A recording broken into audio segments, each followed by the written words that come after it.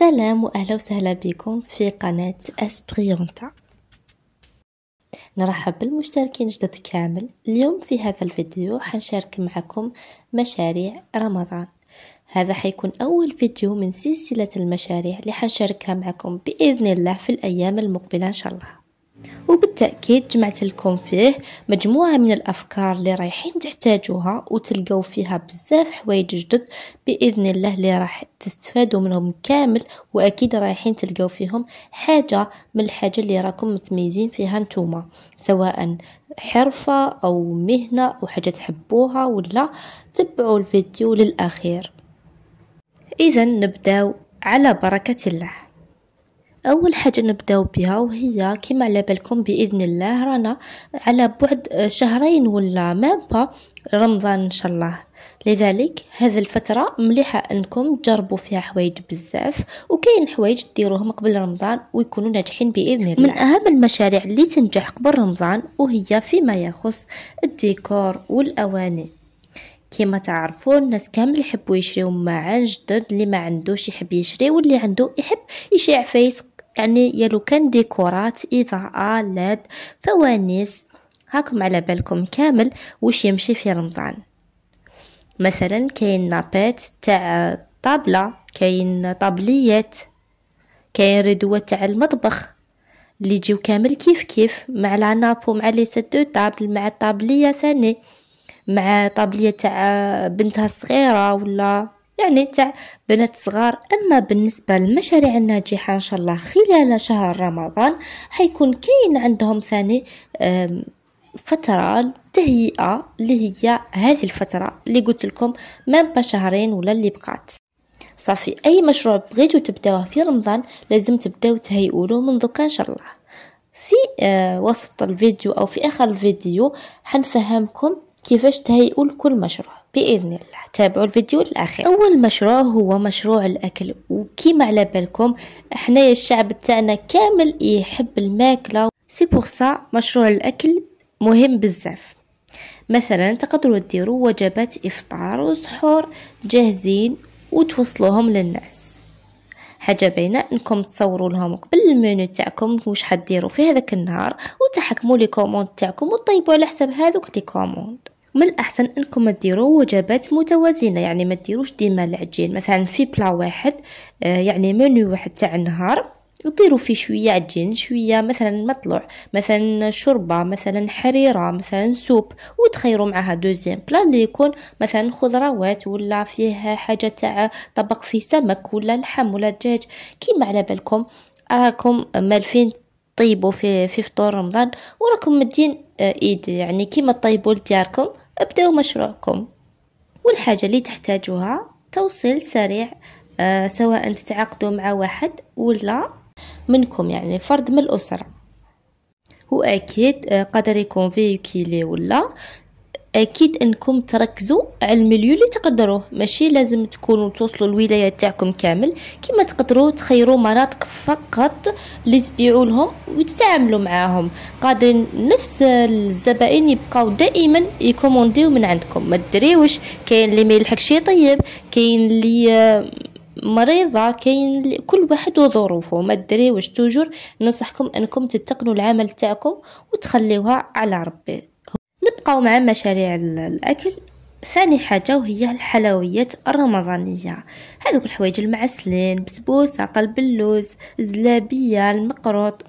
المهم كيما على بالكم الحلويات الشرقية يمشيو بزاف في رمضان، للسهرات، للعرضات. الناس يحبوا يعرضوا، ناس يحبوا يديروا هكذا سهرة مور الفطور. هذه الحاجة حتكون من المنزل، يعني ديروها في المنزل، ولا تقدروا تتفاهموا مع كاش حانوت يبيع حلويات ولا تشريوا عليه بالجملة، وانتوما تبيعوا وانتوما وش طارتكم، يعني تغلفوهم في امبالاج مليح، تتعاملوا مليح مع الزبائن، توفروا خدمة توصيل باغ اكزومبل، ديروا ما نقولكمش دي برومو، مي تقدموا عروض. مثلا تديو كيلو كذا نعطيكم حاجة مجانية كذا مثلا. هذه هي، تعرفوا نتوما كيفاش تكسبوا الزبائن تاعكم. نبقاو دايما مع مشاريع الاكل، وهذه المرة فكرة مشروبات رمضانية. وشني معناتها مشروبات رمضانية؟ يعني عصائر فريش، شربات، حوايج اللي مالفين حنا نستهلكوهم في رمضان. ديجا اللي قلت لكم من قبل ما كاش يعني حاجه جديده، كيما مالفين ديروا في دياركم، كيما مالفين تتعاملوا ديروا كونتيتي زايده شويه وديروا مشروعكم وسهلوا على رواحكم. واي حاجه من هاد الحوايج مليح انكم ديروا خدمات، كيما لازم توفروا خدمه التوصيل، يا لو كان يعني المنطقه معينه، مش لازم للبيت بالك ما تقدروش، مي وصلوهم لبلاصه معينه.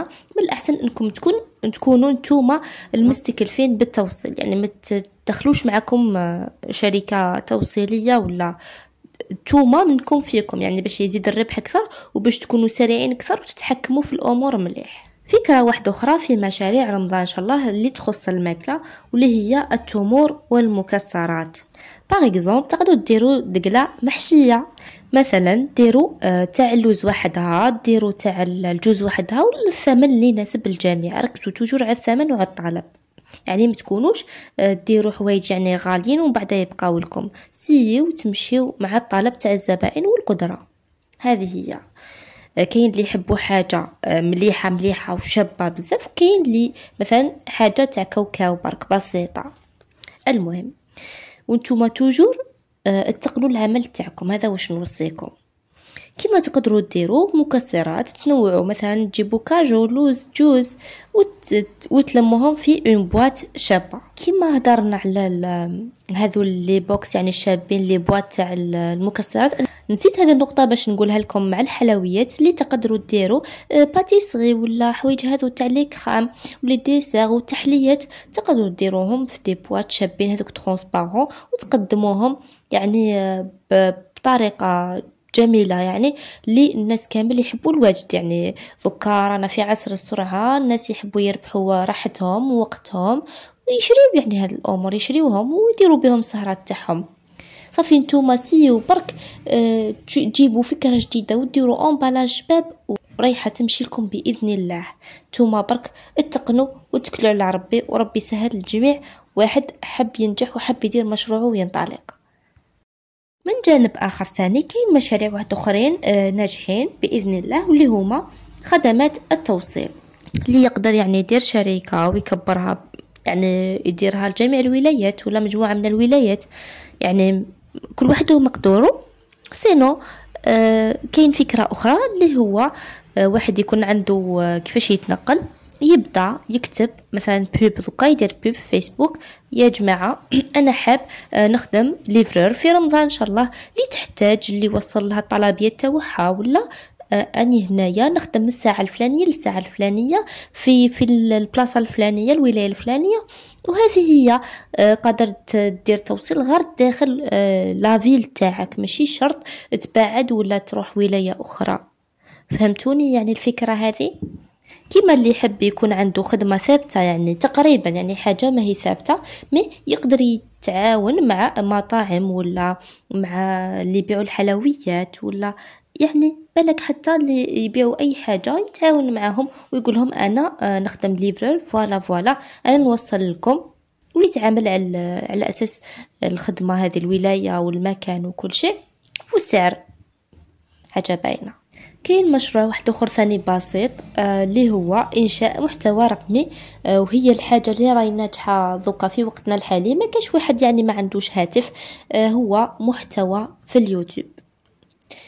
مثلا دوكا وحده طيب دايما في رمضان، ولا دايما رانا نطيبوا، دايما نديروا ديكور، دايما نديروا روتينات، المهم نحوسوا على رمضان باذن الله.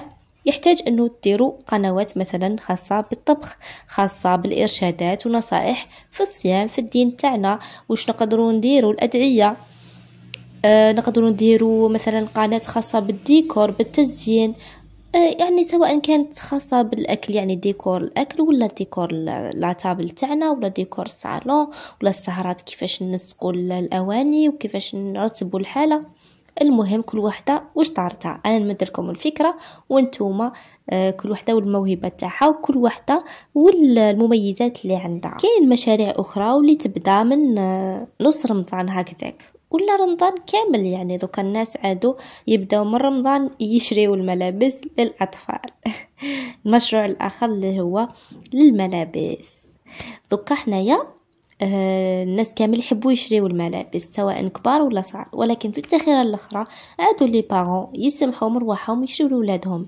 صافي بالك النسبه اللي طالعه اكثر هي ملابس الاطفال في رمضان.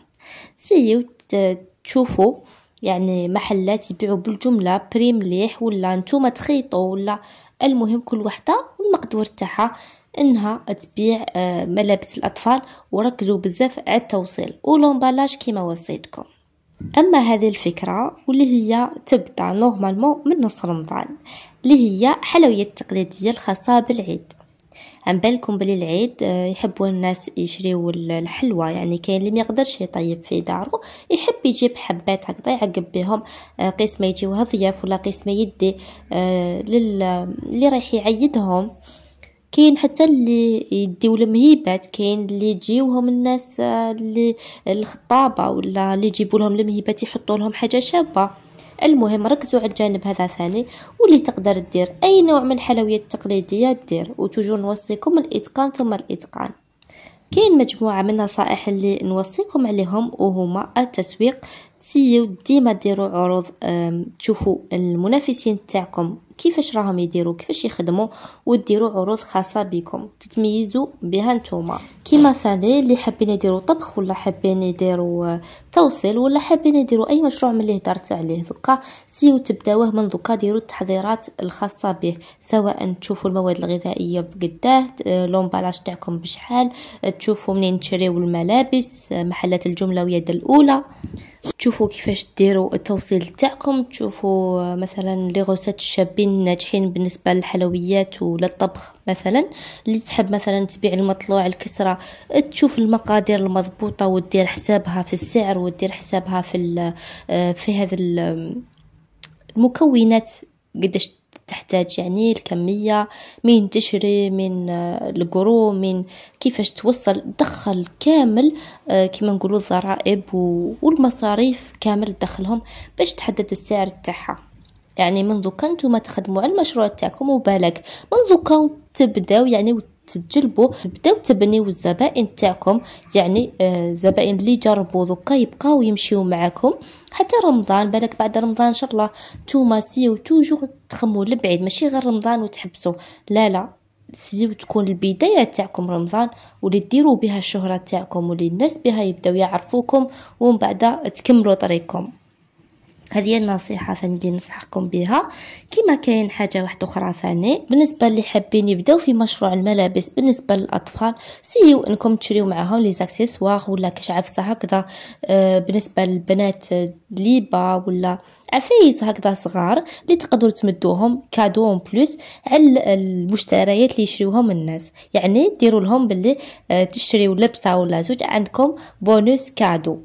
هذو الحوايج عن بالكم باللي يجلبوا الزبائن ويحبوهم بزاف، باسكو ما كاش واحد ما يحبش حاجه غراتويت ولا حاجه كادو ولا بونوس. مالغري هذا المشاريع اللي قلت لكم عليهم كامل ناجحين باذن الله، لكن هذا ما يمنعش انكم ديروا عروض خاصه، باسكو على بالكم باللي كاين منافسين بزاف.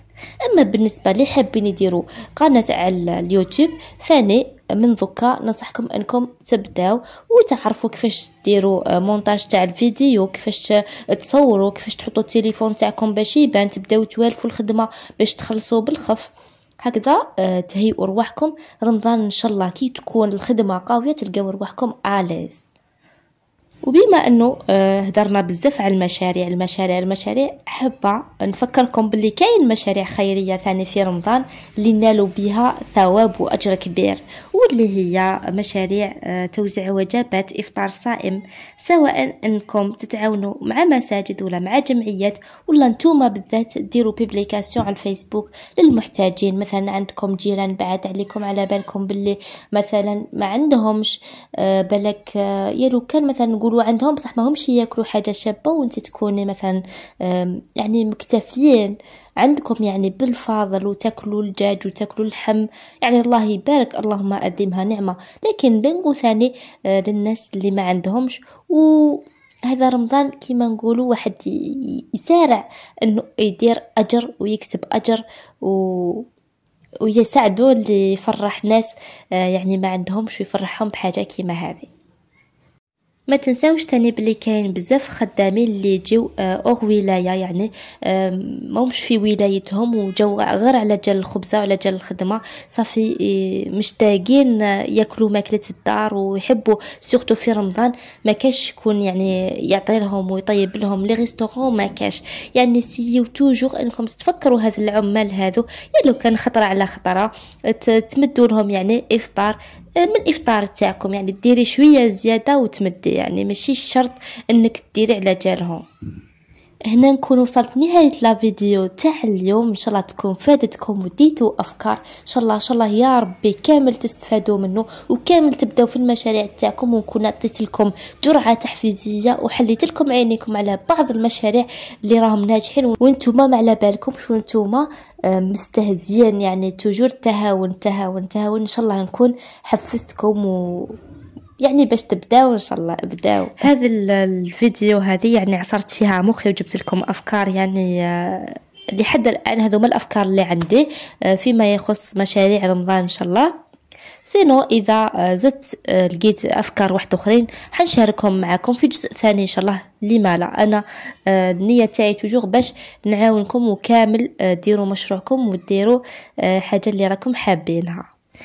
هذا ما يعنيش انه خلاصوا المشاريع، لا حنشارك معكم مشاريع واحد اخرين خاصين على مدار العام باذن الله.